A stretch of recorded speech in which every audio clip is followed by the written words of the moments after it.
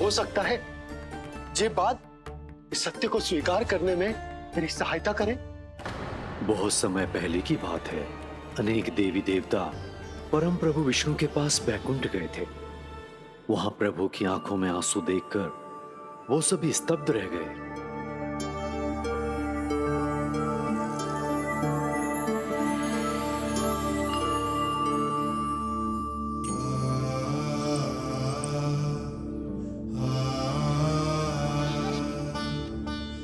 प्रभु, आपकी आंखों में आंसू?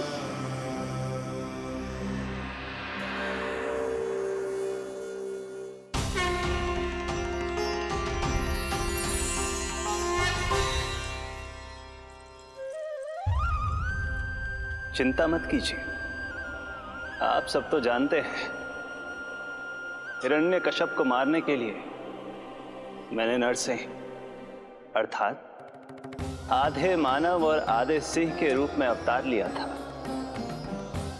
उस राक्षस का वध करने के बाद नर और सिंह दोनों भागों ने अलग अलग होकर नर और नारायण के रूप में पुनः जन्म लिया। वर्तमान में वो दोनों बद्रिकाश्रम में तपस्या कर रहे हैं।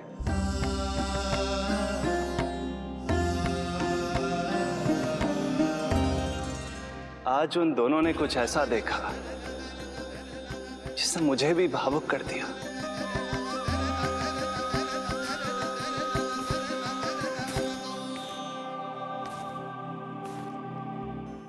सखा, ये युवक कौन है?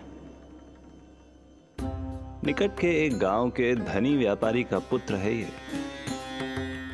प्रत्येक संध्या वन के उस पार ये अपनी प्रेयसी से मिलने जाता है और फिर रात्रि भर उस नर्तकी के साथ सहवास करने के बाद सुबह अपने निवास को लौट आता है।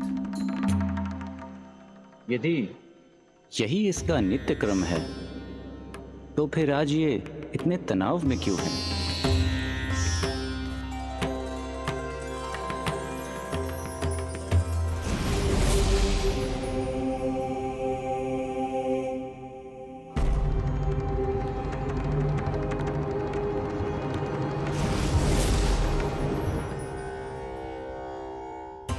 कल रात्रि प्रेम क्रिया के मध्य उस नर्तकी ने इससे पूछा, ये सबसे अधिक प्रेम किससे करता है?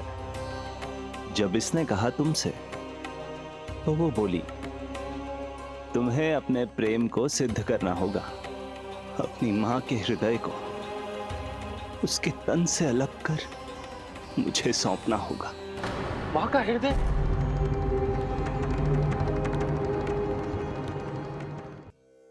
फिर क्या हुआ प्रभु? वो लाया अपनी मां का हृदय? ये जिज्ञासा यक्ष प्रश्न बनकर पूरे दिन नर और नारायण के मस्तिष्क में कौंधती रही। उन्होंने संध्या होने तक वहीं नदी किनारे प्रतीक्षा करने का निर्णय लिया ताकि वो ये जान सके कि क्या वो युवक अपनी क्रूर प्रेयसी को छोड़ेगा या वासना में अंधा होकर अपनी ही माता की हत्या करने का जघन्य अपराध करेगा। अब उसके वन पार करने का समय बीत चुका है। युवक ने विवेक का परिचय दिया है सखा। हे प्रभु, आपका कोटि कोटि धन्यवाद।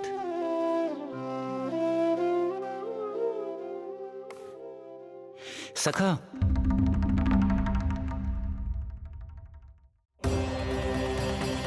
सखा मुझे बताओ, जो अकल्पनीय था कहीं वो घट तो नहीं गया?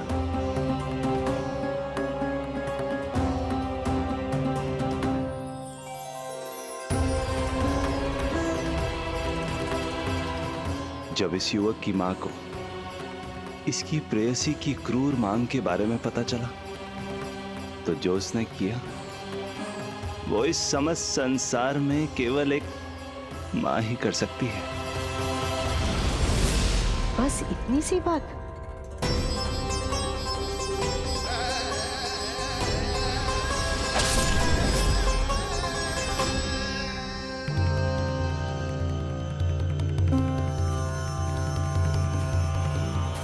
संभाल के मेरे बेटे, कहीं चोट ना लग जाए तुझे। संभाल के मेरे बेटे, कहीं चोट ना लग जाए तुझे। संभाल के मेरे बेटे, कहीं चोट ना लग जाए तुझे। ये तो उसकी मां की पुकार है। माँ, मैंने क्या कर दिया माँ?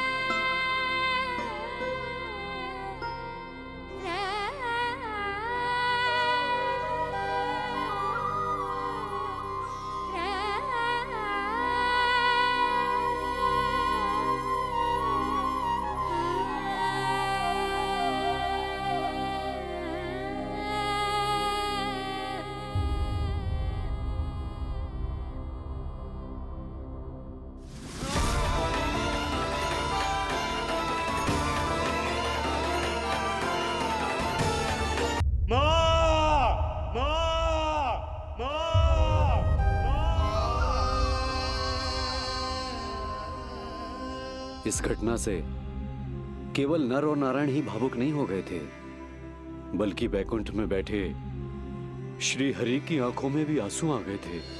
ममता के लिए तरसने लगे थे वो। इसीलिए उनके इस अवतार का मुख्य उद्देश्य है मां की ममता का अनुभव करना। यही कारण है कि ये सत्य आपको रानी यशोदा से छुपाना ही होगा नंदराज। नहीं तो वो कृष्ण को मां की दृष्टि से नहीं, एक भक्त की दृष्टि से देखेंगी, और प्रभु जिस आनंद के लिए इतना कष्ट उठा रहे हैं उससे ही वंचित रह जाएंगे। बोलिए नंदराज, आप श्री नारायण के इस सत्य को गुप्त रखेंगे ना?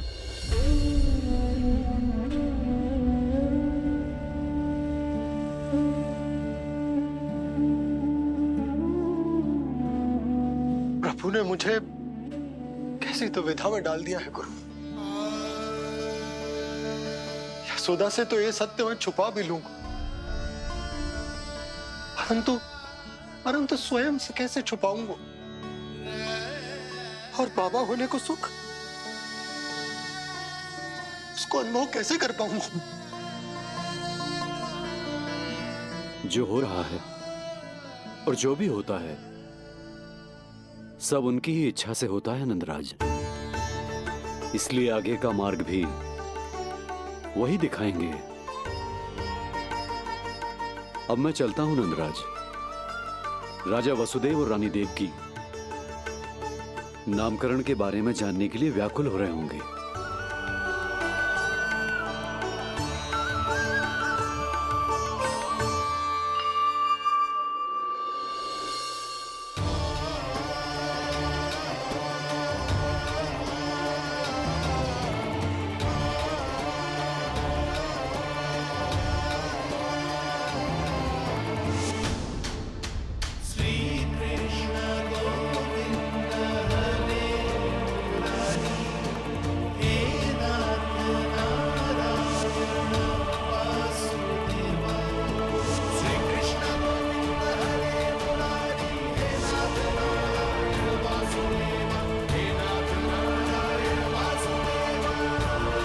सत्य यह है नंदराज, कृष्ण राजा वासुदेव के पुत्र हैं।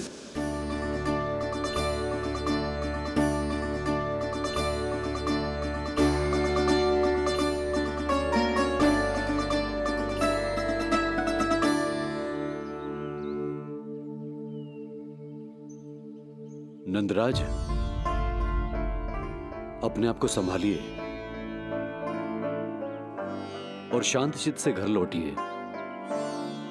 और हां, स्मरण रखिए कि प्रभु ने आपको बहुत ही बड़ा उत्तरदायित्व सौंपा है, आपको उसे निभाना ही होगा।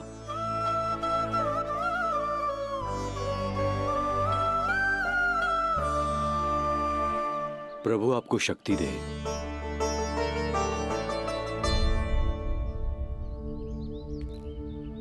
आप बहुत सौभाग्यशाली हैं नंदराज। जो प्रभु आपके घर पल रहे हैं उनके बारे में सोचिए, जिनके यहां प्रभु ने जन्म लिया है। वो दोनों तो प्रभु की बाल लीलाओं से पूरी तरह से वंचित हैं।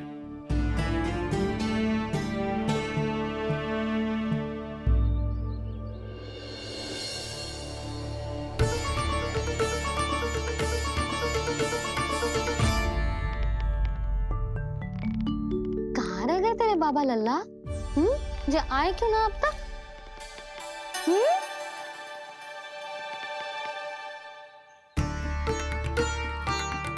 मेरा लल्ला मेरा ना है, वो तो मेरे आराध्य नारायण का अवतार, और ये बात मुझे यशोदा से छुपानी।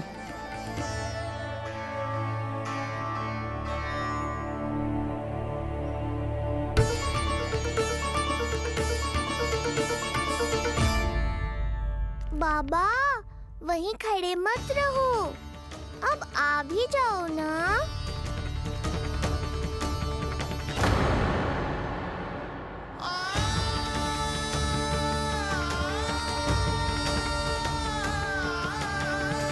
एक पग भी आगे बढ़ाने का साहस ना हो रो मेरा। हे प्रभु, आप ही बताओ, अपने आराध्य को, अपने इष्ट देव को अपने लल्ला के रूप में कैसे देख पाऊंगा मैं? मैं जानता हूँ बाबा, ये बहुत कठिन है, पर भीतर तो आओ।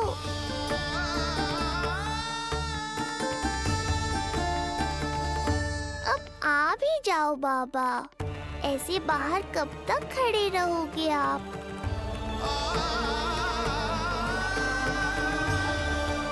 बस बाबा, बस आ जाओ भीतर, आ जाओ, आओ ना, आओ ना।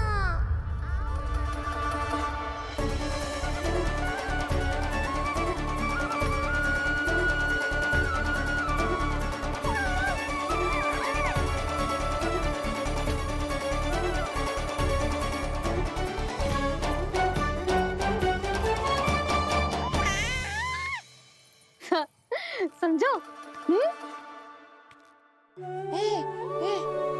जब तू इधर उधर भाग रहा होगा तो तुझे बुलाने के लिए मैं तुझे ऐसे पुकारूंगी, कृष्ण। और जब तू शैतानी करेगो ना लल्ला, मैया को तंग करेगो, तो मैं तुझे क्रोध में ऐसे बुलाऊंगी, कृष्ण। हाँ। इसे सत्य पतो ना है, इसीलिए कितनी अच्छी तरह से मैया होने का कर्तव्य निभा रही है, पर मैं अब बाबा होने का कर्तव्य कैसे निभा पाऊंगा?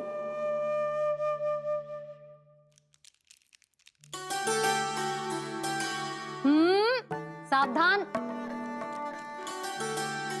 इतनी अच्छी लगी तुझे बाबा की दीजे माला, कि मुंह में ले लियो तूने? जे मुंह में लेने की वस्तु ना है लल्ला। जैसे यशोदा आपको एक मैया की तरह सीख दे रही है, मैं आपको बाबा की तरह शिक्षा कैसे दे पाऊंगा प्रभु?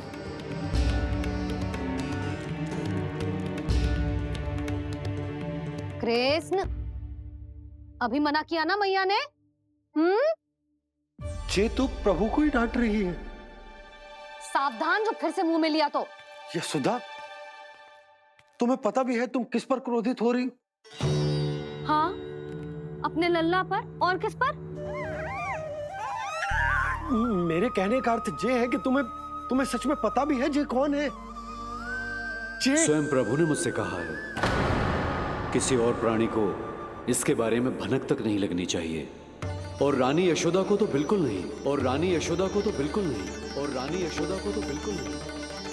यही कहना चाहते हो ना आप कि मैं गोकुल के राजकुमार को डांट रही हूँ? अरे पर मैया और बाबा का स्थान तो हर पद से ऊंचा होता है ना जी। माँ और बाबा को तो अधिकार होता है ना प्रेम करने का भी, और भूल पर डांटने का भी। बस यही बात आपको समझनी है बाबा, फिर सब पहले जैसा हो जाएगा। मैं समझता हूँ मुझे, पर ये विचार के ये केवल हमारा पुत्र ना है, ये स्वयं नारायण का अवतार भी है। इसे अपने मन से निकाल ना पा रहा हूं मैं। ओहो, समझाना तो मैया को संभालने से भी अधिक कठिन है बाबा। लल्ला, अरे लल्ला। जशोदा जी, आपने हमें नामकरण के लिए ना बुलायो। कोई बात ना है, लेकिन ये तो बताओ कि लल्ला का नाम क्या रखो है? हाँ भाभी, बताओ ना। हाँ जीजी, अब और प्रतीक्षा ना हो रही हमसे। इसका नाम रखो है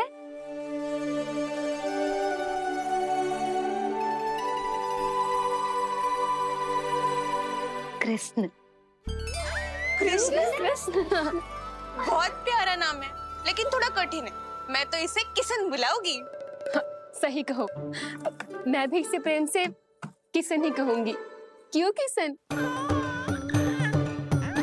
मेरे लिए तो जे किसना है।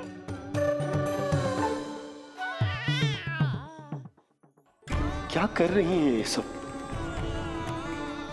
बाबा, इन सब के लिए मैं केवल कृष्ण हूँ, भगवान नहीं। बस अब आप भी शीघ्र ही समझ जाओ ना ये। अरे तुम सब। हाँ हाँ, बुरा मुझे भी लग रहा है। जो सारी की सारी पहले ही दिन मेरे लल्ला का नाम बिगाड़ रही हैं। किंतु इसमें भी इन सब का प्रेम ही छुपा है। और हम सब तो प्रेम से भगवान को भी प्यारा सा नाम दे देते हैं, है ना? हाँ। सत्य तो ये है कि कृष्ण नाम बहुत अच्छा है, किंतु मैं भी अपने लल्ला को प्रेम का नाम देना चाहती हूँ। कान्हा बुलाऊंगी इसे, कान्हा बुलाऊंगी इसे, कान्हा बुलाऊंगी इसे।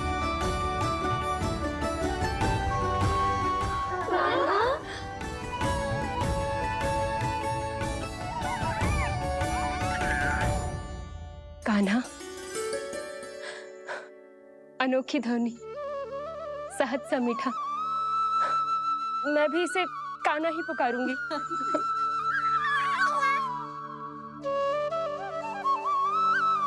आप भी बुलाओ ना इसे। आप एक बार बुलाकर तो देखो, झट से पलट कर देखेगा आपको ये हमारा नटखट कान्हा। प्रभु, ये सब आपका सत्य ना जानती, पर मैं जानता हूं। अब इस मुख से आपका नाम केवल भक्ति भाव से ही निकल सकता है, वात्सल्य भाव से ना। जी के लल्ला का भी तो नामकरण हुआ था ना अपने लल्ला के साथ। हाँ भाभी, क्या नाम रखा गया है इसका? हाँ, बताओ ना। हाँ भाभी, बोलो ना। बोलो ना। बताओ ना जीजी। ना, देखो, एक मैया से उसके लल्ला का नया नाम बताने का आनंद मैं ना छीन सकती।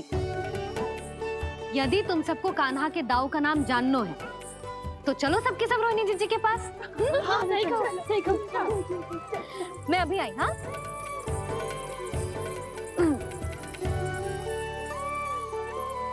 सुनो जी, आप लल्ला को संभालो, मैं अभी आई। रोहिणी, मैं कैसे? ये प्रभु, लल्ला।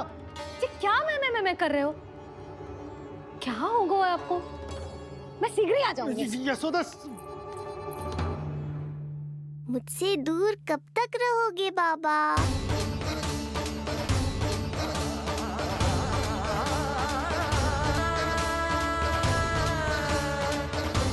एक बार मेरी ओर देखो तो सही।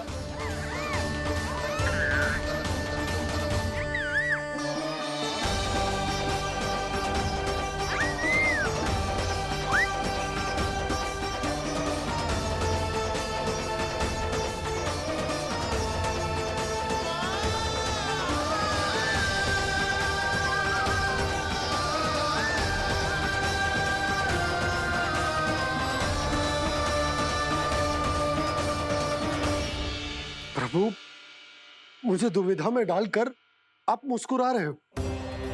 ये कैसी परीक्षा है?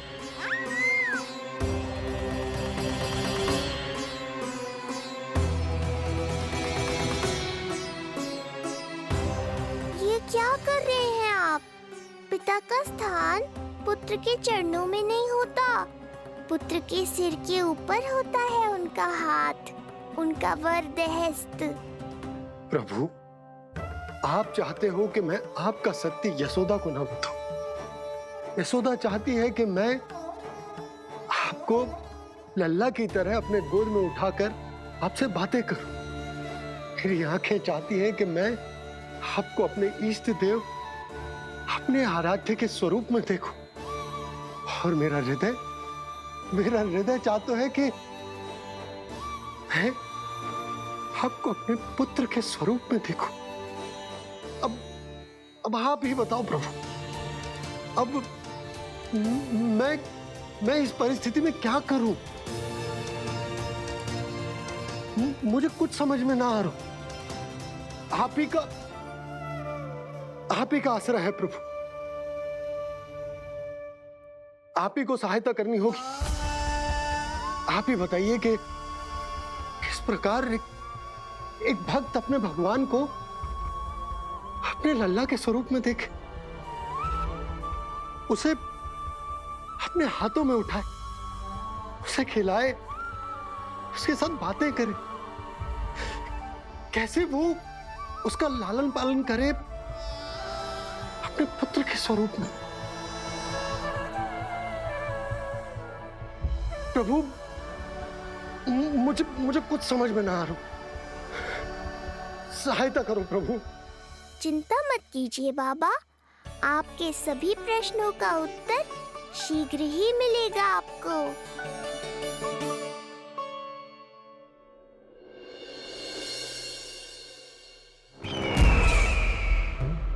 ऋषि गर्ग पधारे हैं महाराज।